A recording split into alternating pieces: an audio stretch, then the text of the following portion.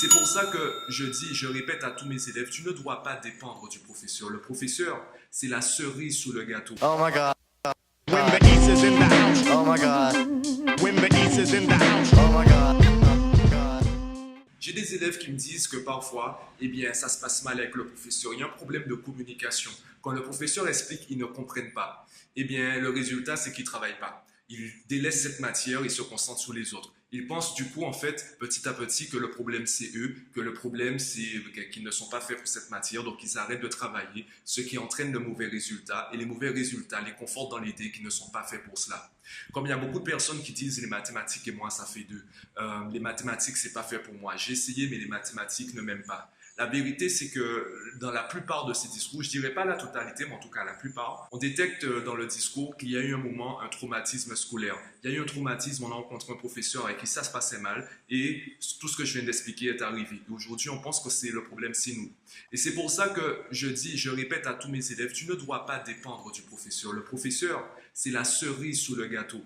À la maison, tu fais le gâteau. À la maison, tu vas travailler le cours, tu vas chercher des vidéos, par exemple, sur YouTube. Tu vas faire des exercices sur Khan Academy, sur lycée d'adultes, sur tous les sites. Là, je parle précisément des mathématiques, mais il y a certainement des sites pour toutes les matières. Tu vas travailler de toi-même. Du coup, quand tu arrives à l'école, tu viens avec des questions, tu viens avec l'envie d'en savoir plus. Ou tout simplement, si tu n'es pas assez intéressé que ça, tu viens savoir comment obtenir 20 à l'évaluation. Donc aujourd'hui, je ne suis pas là pour dire qu'il ne faut plus aller à l'école.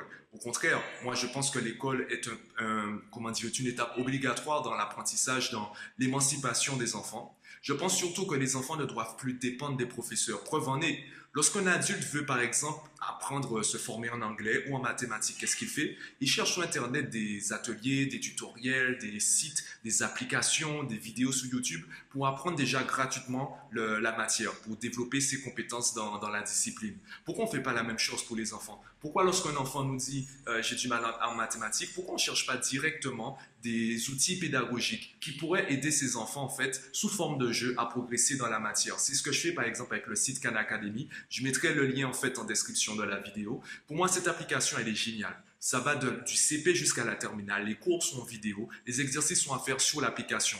Alors évidemment, c'est un début, c'est pas une fin.